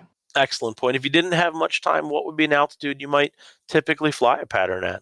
Well, I would say that smaller airports tend to have 800-foot patterns, so it's at about 1,200 feet. So 2,000 feet would put us 800 feet AGL. Excellent. And even a little safety, if you wanted to do it at 1,000 AGL and round up, that'd be perfectly fine too. So now let's take this a little bit further. We haven't talked about performance calculations yet. So maybe if I was planning ahead and I noticed I kind of wanted to stop near there, but boy, that Knox County airport's a little further from town than I wanted to be. I see we have 6 Gulf 4 just northeast of that. Maybe I wouldn't do this without some planning, but what can I glean from the chart about the airport? The depiction looks different on the chart, right? Well, if I look at it, I see that the runway length is 3,300, and I might think, oh, that's not so bad. But then I look at the airport symbol, and it's not filled in. It's hollow in the center. So that suggests to me that this is either a grass or gravel strip. So I'm probably not going to want to bring a really nice airplane in there, but in a pinch, I would consider it. So there aren't lots and lots of these. This one, even as you mentioned, like the other one, has fuel and night lights. A lot of sod strips don't have them, which is kind of cool, I think. So what if I decided I wanted to use that, Max? What would you probably do to try and build some performance information, demonstrate for me whether or not you could use that airport with the airplane we'd be using on the Checkride? And I think we've been kind of sticking with that SP-172. So what would you do for me as an examiner to demonstrate whether that's an appropriate airport to use for takeoff and landing calculations? Sure, I would pull out the POH, which I probably brought with me to the Checkride from the airplane because I knew you're going to be asking questions like that. And I would go to section 5, which is performance. And in the beginning of that section, probably 4, 5, 6 pages into it, I'd be looking for the takeoff distance. And then later in the section, I'd be looking at the landing performance charts. And in this particular case, in addition to looking at the landing distance that we would have when we were at an elevation of 1,000 feet, and I might have to make some adjustments here for the pressure, I would look at see what factors I need to apply to those distances based on landing at a grass field. And that's a really important part. And this is where the notes parts of those performance charts become really critical. If you just have done it like you normally do on a paved strip, you're going to probably be giving that examiner an incorrect answer. But if you might find the chart says, add 10% for dry grass, maybe 30% for wet grass, we're looking for you to do that math and then determine, hey, do we need to add another factor to it? And we might change the scenario even further and say, boy, I know today's a nice day, but I probably wouldn't be flying there on a 38-degree winter day when there's snow. But I'm thinking about going there this summer, and I could expect the temperatures to be 80 degrees. So how would you change what you do with that performance chart based on temperature? Sure. So my chart is going to have several different columns for temperature, usually in degrees centigrade. So, for example, if it were, let's say it's a nice, hot, humid day. Let's say it's 86 degrees Fahrenheit. That's going to be 30 degrees Celsius. So I'd be looking down that column to find my landing distance. And I would also have to make adjustments for pressure. Let's say it happened to be a nice low pressure day, and I'll just kind of randomly pick something here. Let's say that the pressure is 29.62. Standard pressure would be 29.92. That's a difference of 0.30. So I'm going to have to add 300 feet to the altitudes shown in the chart above and beyond the field elevation there to calculate the landing and takeoff distance. Excellent. That doesn't sound like a whole lot of difference here in the middle of Ohio. But if we start thinking about scenarios where you might be at a higher elevation, those factors can be fairly significant. I don't do this so much on a private check ride, but one I like to use regularly is, what if I decided to take that summer trip out to Mount Rushmore, which doesn't sound that high, but we might find ground elevations of 4 or 5,000 feet at some of the airports, and the performance differences are pretty significant at that point. So this is where we get to kind of talk about other uses of the airplane a little bit and scenarios. Even if we look at Tennessee and Kentucky, I mean, we don't have to get crazy into, the back country of Idaho or northern Colorado and, 7,000 foot strips, but we might find shorter strips with some changes. And this is a great example too, where the examiner might give you the temperature just like we did here of 85 degrees and say, man, I don't know what it is Celsius. I just saw it as I was driving through town and the bank and they said it in Fahrenheit. So we get you to convert those temperatures to what we find in the POH. So we're looking for you to be able to find performance calculations that are appropriate for any conditional changes, whether it's grass field, paved field, wind changes, things like that, for takeoffs and landings to make sure we're safe. And we might even say, all right, well, Max, what if it said it was going to be, in this case, we'll say the wing coop field is 3,300 feet long. If your takeoff calculation came out at 3,100, would you still go? I think that's really an important point. I think that pilots sometimes will kind of look at the numbers and go, hey, the numbers say I can do it. Yes, I would go. I like to build in a huge extra safety margin factor. So for me in general, I would apply a 50% factor. So I would multiply my 3,100 feet by 1.5, which is going to give me a number probably up around 4,600 feet. And I would say, nope, I want to have that extra safety margin in case something goes wrong.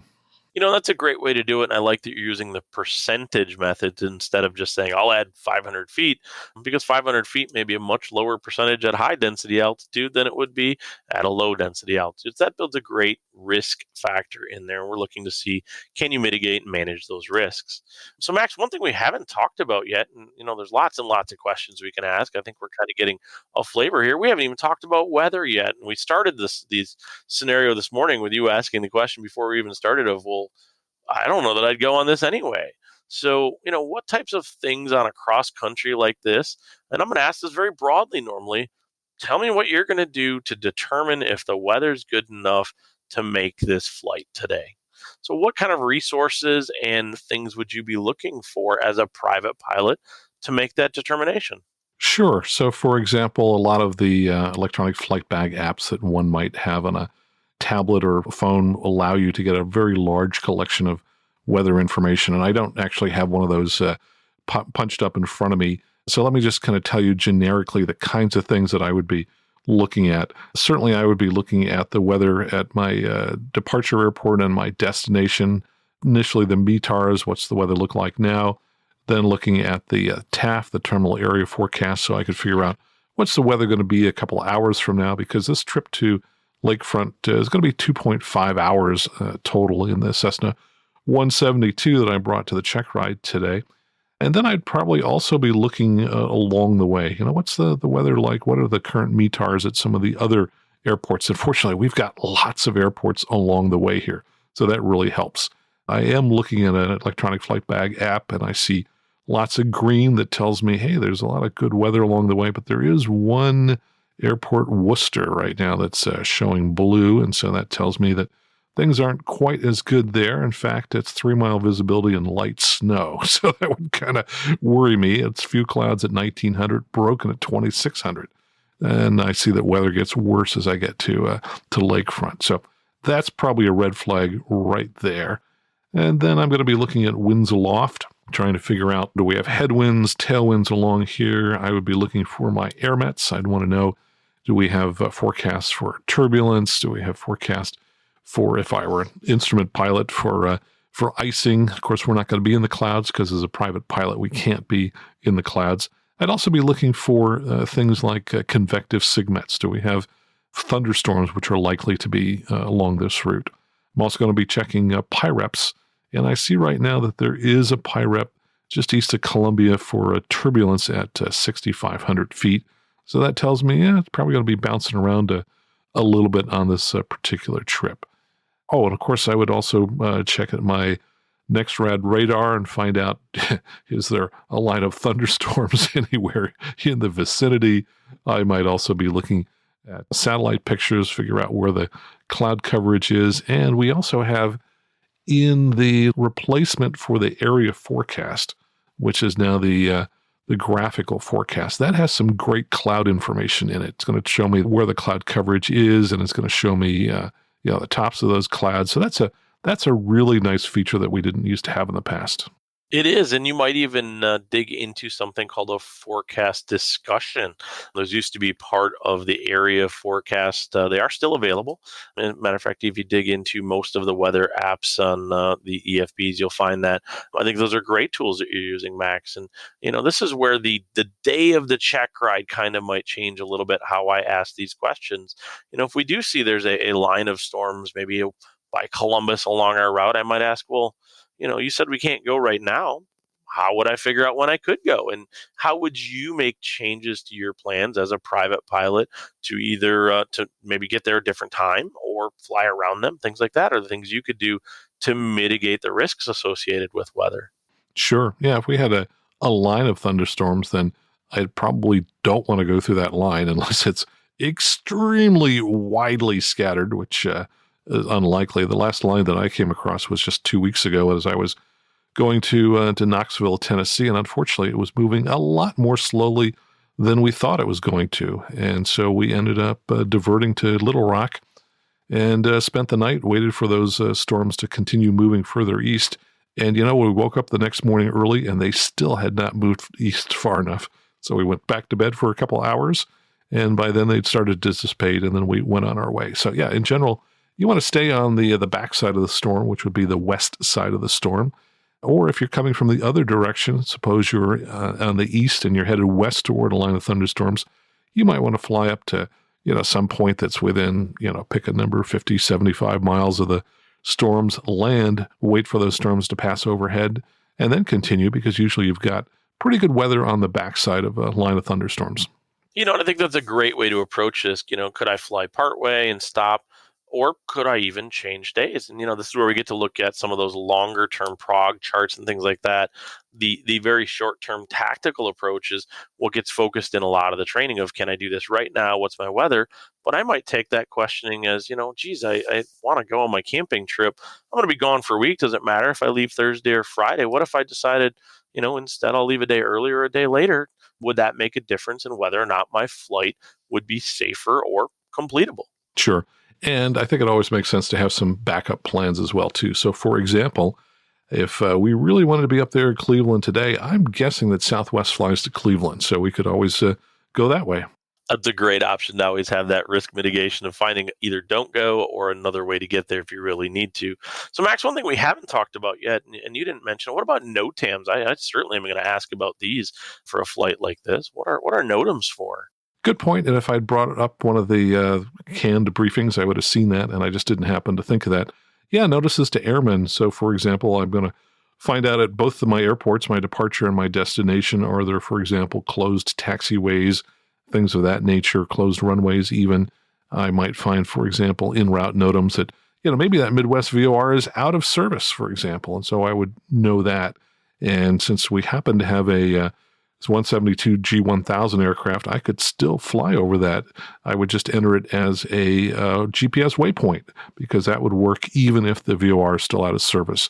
We might find some other NOTAMs, for example, about GPS outages. So the military in certain parts of the country does all kinds of testing, simulations, and that can cause even airliners to lose their GPS for a time. Excellent point. And one of those NOTAMs that we haven't talked about yet, but pop up periodically, are TFRs, Max.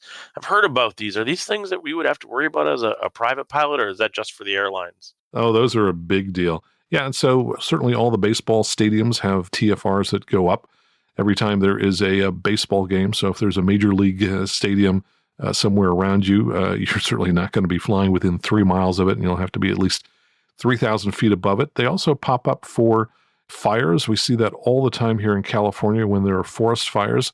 We'll get large TFRs that exclude us for as much as maybe as high as 7,000 feet. We've got to be above them or fly around them. And then, of course, these days, the big thing we have to watch out for is VIP movement. So different levels of government officials, the president, the vice president, they get different sizes of TFRs that follow around with them. And we certainly want to know where those are and not fly into those accidentally. Or if it's really a large one, we might be able to fly through the outer portion of it if we have flight following and have filed a flight plan in advance. Max, I think those are all really important parts. And it's not just where the president's moving or the vice president's moving. You've brought up a couple examples or things that might pop up. I think my two favorite ones that I've seen that probably were a little unexpected. One was outside of Detroit a few years ago when they thought they might have had a spot where Jimmy Hoffa's body was, and they wanted to keep everybody from looky-looing there for the day. And the other one was in northern Minnesota, and I had to go digging for this. It was up to 10,000 feet, and it said for blasting rock. Certainly something we probably don't want to fly through, where they were doing some explosives work. And imagine if you flew that unwittingly through there, the shower of rock that you might go through if it was poorly timed. So these things really are safety factors too, and we need to make sure that we know how to make sure we're not flying through TFRs. It will almost always be a part of that check ride to make sure we know how to do that. Well, so I want to turn around and ask you a question. So on our cross-country flight here, you might have either asked me about lost procedures or you might have diverted me to another airport along the way. Any good stories that you've ever experienced in terms of getting lost? Certainly. And this is where we get to apply this information. Check ride nervousness that we mentioned earlier kicks in. Boy, it doesn't take much sometimes to push the wrong buttons and end up going the wrong way. And we're going to have you start on the check ride, typically on that cross-country portion. And I can't help remember one of them that we had it about 60 degrees the wrong way. I think we just got the buttons pushed wrong. And I remember looking outside, and the mean examiner scrolled the GPS range out to a couple hundred miles and say, hey, let's do some of that pilotage and dead reckoning where we get to apply this stuff, right? You've set some points along the way, you're looking, and about 15, 20 minutes into it, I could tell the lost look was on the applicant's eyes. And I said, so how are we doing? And he came clean and said, boy, I think I'm a little bit lost. And I'll never forget the response to the next. I said, so how long do you think you can be lost on your check ride? And he looked at me and he says, certainly not this long. So he knew it, and we know when we make mistakes. So what was the learning that came from that? And he was a good sport about it, but I'll always remember it. Things happen on the test too, and we have a best laid plan, but I'm going to bet he actually learned from that almost as much as if he'd done it perfectly, because he's never going to get lost again. So take those tools with you from the ground portion to the flight also, and use that stuff as you go through. You'd be able to use that electronic flight bag or the charts. It's interesting how many times I've had somebody get lost on a practical test and the charts are sitting on the back seat, but they're familiar with their practice area in their mind. And here we are miles away from where they thought they are. And they never actually leverage those resources. And many times they never even pick the chart up and try and figure out where they're at. So don't give up. We're looking for you to use those resources, even on the testing in flight portion. If you're a little bit off, showing us how to get yourself unlost is an important part of that too. Certainly can't let you break any airspace or anything like that along the way. But if you're a couple miles off and you pull the chart out and say, hey, I see that lake over there. It's supposed to be on my left, but it's on my right. Here's how I'm going to correct it. I'm going to get myself back on course, and we're going to correct it. That shows us you have satisfied loss procedures also, right? And this is something we're going to test. And like you said, we may ask you on the ground portion, what if you diverted? I kind of gave you a couple examples there with the sick passenger game. What if we had a storm pop up along the way, or we had some fog? We're going to put you in those scenarios and ask you how you would mitigate it and manage it, because while you were telling me weather information, things might change along the way too, right? Well, speaking of weather, let's come back to the very, very beginning. We talked about whether or not we could start the check ride at all. And you said that if we didn't have an expectation that we could go up and fly our maneuvers at the required altitudes, we couldn't even start the check ride. So let's talk about that. I'm out here at sea level in California, which makes all the numbers really easy.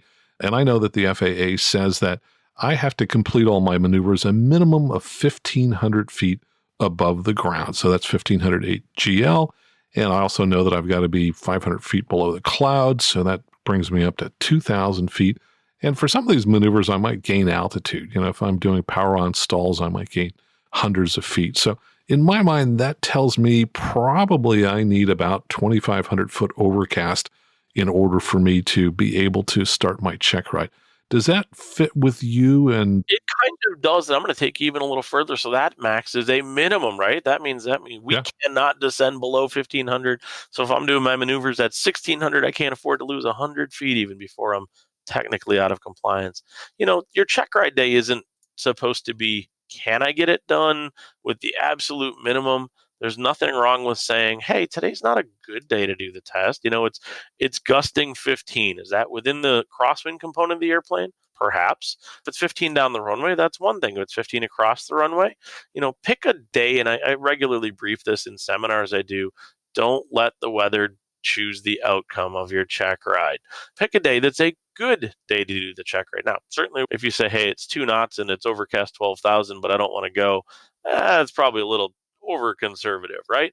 But pick a day that you can perform within the standards regularly. And what I'll tell you on the altitudes is my own students, I recommend at least a 4,000 foot ceiling for a private ride. That's going to give you an extra 1,000 or so above. Maybe instead of doing our maneuvers at 1,500 AGL, so it puts us right at the bottom, I can go to 3,000 AGL, give myself a little bit of room to work with. And this gets even harder with some of the other check rides. If we look at commercial check rides, we might have to do a maneuver called a steep spiraling descent. In many cases, depending on the airplane, that might chew up 4,000 or 5,000 feet of maneuvering altitude and still need to be above 1,500 feet. A multi-engine check ride where we have to do engine shutdowns. In many cases, the minimum altitude we're going to be able to do an engine shutdown, which is required, is 3,000 AGL. We'd probably rather have 4,000 AGL. And if you're doing it at Twin Comanche, Piper tells you got to do it at least 5,000 AGL. Well, if I do my math there, 5,000 AGL, I got to stay 1,000 below the clouds. I'd like to have a little buffer. I probably need a 7,000 foot ceiling to do that practical test. So, sometimes this gets a little frustrating, and I want to add this point. Your check ride is something you're prepped for. You want to get it done. You've got we'll call it get there-itis to get it done. Don't force yourself into taking the test if the weather isn't going to allow you to consistently perform in those standards, and stay within the altitude allowances. I know it's really frustrating to have to reschedule, and I think I'm currently working on my record for reschedules. I've got a gentleman, hopefully this Saturday, we've got good weather. He's on his 17th reschedule. I think this poor guy can't buy a good weather day. Now, he's had a couple aircraft maintenance issues in there that seem to pop up right about the time we schedule the check ride. But, we're trying to do a check ride here in the winter, and he's frustrated. He'd like to get it done. And I'd certainly like to get him done too. But he's making good choices. If the weather isn't good enough to do it, pick another day. And that's part of being good PIC decision-making skills too. And I can't help but remember a conversation I had with an applicant. Here we are in lake effect snow areas, and I was going to head down to the check ride. It's about a 2.5 hour drive for me to get to the test. And boy, I'd rather fly there, wouldn't I? That sounds better. But, when I got up in the morning and we were scheduled for a 1 o'clock start, I saw it was 902 with some lake effect snow showers. And I was going to fly my 1947 Stinson down, which is a VFR only airplane. And so I dropped him a text in the morning and said, hey, why don't you check the weather and see how it's doing? And he said, oh, I think we're good. Well, I really want to get it done was the next text. Okay, I agree. So, kind of getting closer to when I need to leave, I dropped him a phone call and said, hey, I was thinking about flying down, but it's not good enough for me to fly there. Are you and I still going to be able to fly today? Yep, we should be good. So we're not characterizing the scenario of what's it really doing out there. And we had a bit of a rough ground, but I did eventually have the conversation with him and said, so what would have happened if we had passed the ground?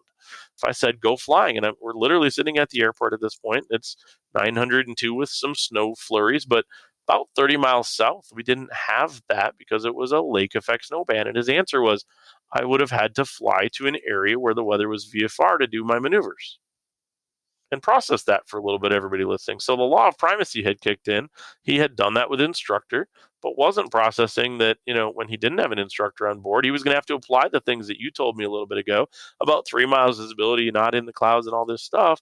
He would have actually broken VFR weather minimums as a private pilot to get to where he was going to do that check ride in his mind.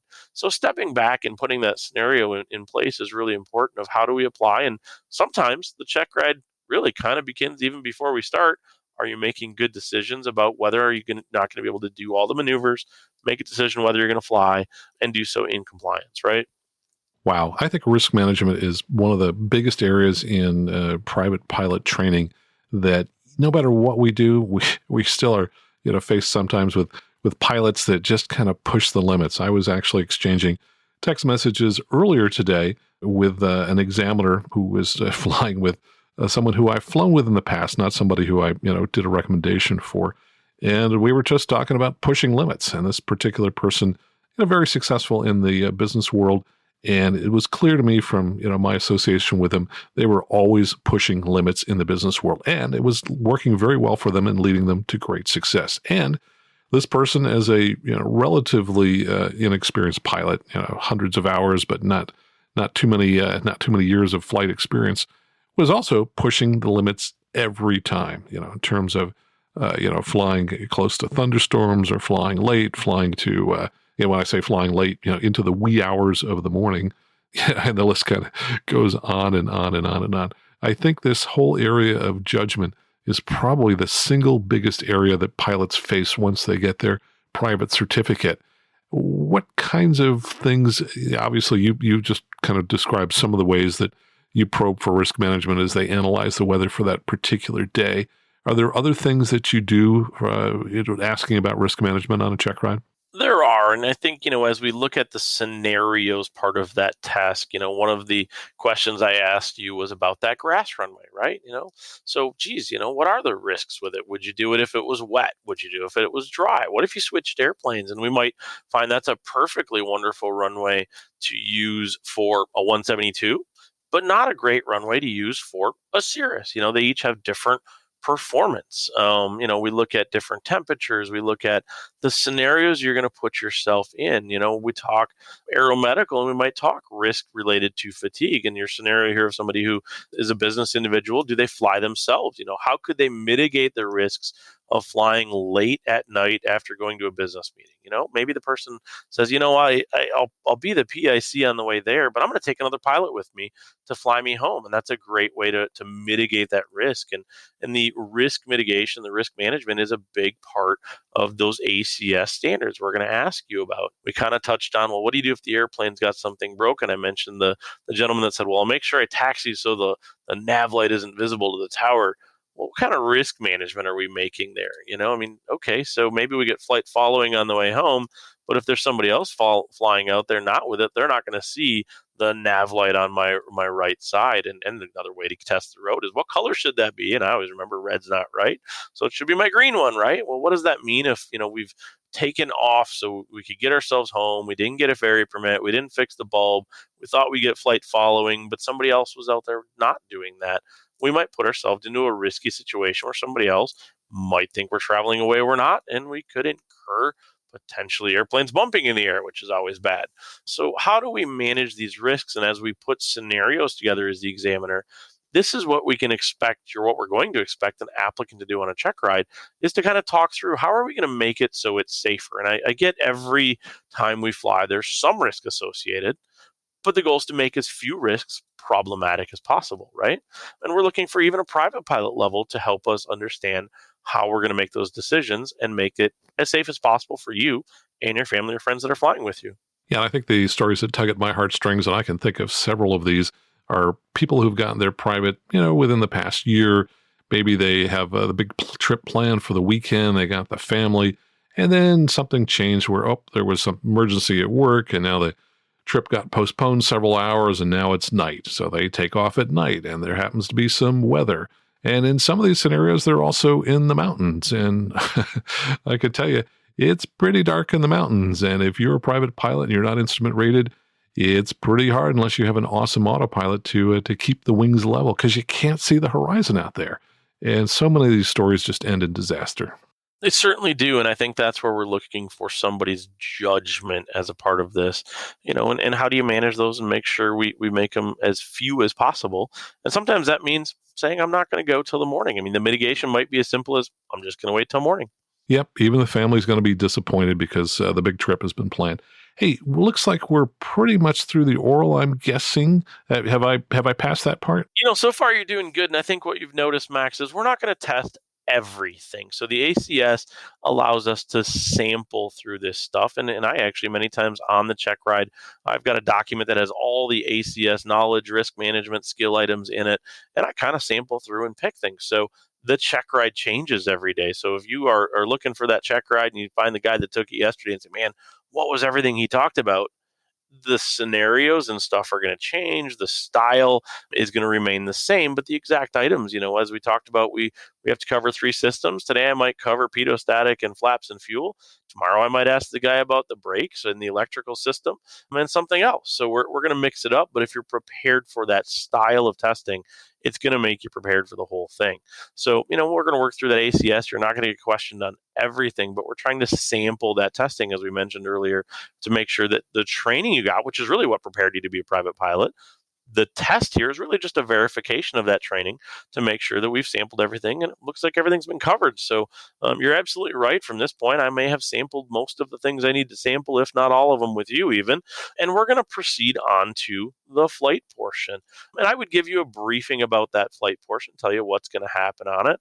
We're going to feed you through some of the maneuvers. The general expectation is you're going to be the PIC. You're going to be the one flying, talking to ATC if it's required in the area, or even just on the CTAF area. And we're going to give you some things to do along the way.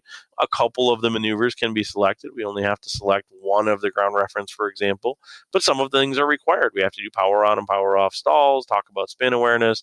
We've got some landings we got to do, short field, soft field, normal.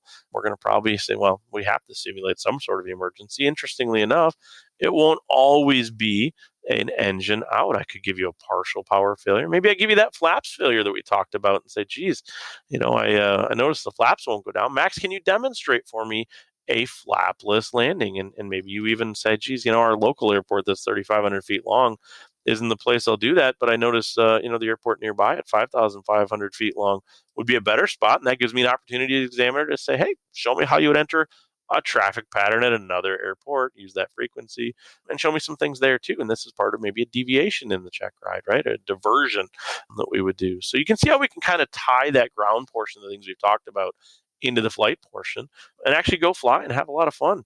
Basically, I tell people to think of me as the most annoying passenger you've had that just wants to see a bunch of maneuvers. We're not here to trick you, trap you, anything like that. We just need to see, do you meet those standards? All right. So we've done our oral, we've gone through our flight portion. We've come back and maybe we've just landed. At what point do you give me the good news and how do you share that with me? The good part here, Max, is remember I said earlier, if at any point we were going to give you disapproval, we have to tell you. If you haven't heard bad news by the time you get back, one of 2 things has happened. Either you've done okay or you've scared the examiner to the point of no longer speaking. Hopefully you're not at that point. They'll probably turn a little white, maybe scream a little bit if you're scaring them too bad, or take the controls from you in a worst case scenario. But generally, if you make it all the way back and the examiner hasn't said, hey, we got something we got to talk about, you've done all the maneuvers, you're within standard, that generally means you pass. Now, that doesn't mean after your last landing, you should let all the pressure off. We have certainly had people, taxiing in across a runway they weren't supposed to, and actually even in some cases damage the aircraft in the parking process. So, until you're all the way shut down, don't stop being that pilot in command.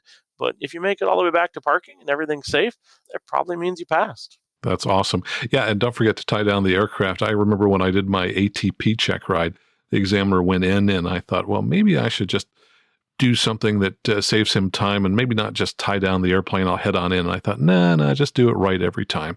So I did take the time to tie down the airplane. We went inside, and at the very last moment, he said, oh, yeah, and did you tie down the airplane? He looked out the window, and he saw I was tied down. I thought, whoo, good thing I did it, the right way every time. It didn't do what I thought might just, be a favor to him and save him some time by not tying it down.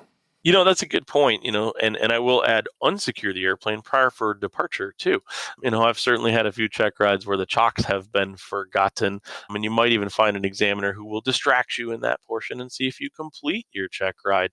Now, I will say forgetting the chocks is not an automatic bust. Handling that properly is. We've certainly got people that have started up, gone, I think I forgot the chocks. They'll shut it down, handle it properly. It may be embarrassing. A good hint that something may not be right is if you're starting to do your run up on the ramp and you're starting to gather a crowd and everybody's watching you. Maybe you're missing something. But certainly a bust is to, as one gentleman said, don't worry. And I quote, I got this. Hold the brakes, go full power, and pop it over the chocks. That was a great example for me as the examiner to go ahead and reach over and go ahead and pull the mixture and say, let's go in and talk a little bit. quite obviously he'd done that before. It was embarrassing. Handling something that is a little bit abnormal, we get it, you're nervous, but handle it properly is not an automatic bust either. So make sure you unsecure that airplane and make sure it's ready for flight too. Undo those chocks. But you're right. Put that airplane away like it's the way you should be doing it every day. Secure it, whether it's chocks and putting a control lock in, or if you normally tie it down, that's fine too. So just make sure you've secured it. That is part of the ACS, is properly parking and securing the airplane. Well, Jason, this has been awesome. Thank you so very much. It's been 40 years since my original private Checkride. It looks like I've passed this second one. Oh, I've thoroughly enjoyed it as well, and I think I'd have probably passed you today. I think that's an excellent attestation to your law of primacy. Things you learned 40 years ago are still sticking. Well, there are always a few new ones out there, like Sparrow. I'll remember that, different from Arrow. Excellent. Hey, where do people find out more information about you, especially if they're interested in booking a Checkride with you, and what areas of the country do you serve? Sure. So, technically examiners serve pretty much everywhere if we really need it, but most of my Checkrides are done in West Michigan. I live a little bit southwest of Grand Rapids, Michigan here, and I'm pretty easy to find, just at jasonblair.net, N-E-T. And I would tell you, whether it's a Checkride with me or somebody else, dig through there. This is not a secret. Most of the stuff we've talked about here is things we've all talked about before, and a good prepared applicant goes in and reads articles and finds things. There's a webinar, obviously, where I guess we're doing the podcast here today, but there's some webinars up there even we've done with EAA and with Sporties in the past. So, do the homework and practice as much as you can, read some articles, and we don't really mind as examiners why you learn stuff. And some people have said, hey, I feel like I was cheating if I read an article about things that I'm going to learn on the Checkride. Well, that's kind of prep, right? So if we prepare ahead, there's a bunch of articles and blog posts on there. So take advantage of them and all of the other resources out there in the industry to do some homework. And the best way you can come out of a Checkride, and it's interesting how often this happens when somebody gets done and says, I feel like that was really pretty easy. That's a great test that you were probably a prepared applicant.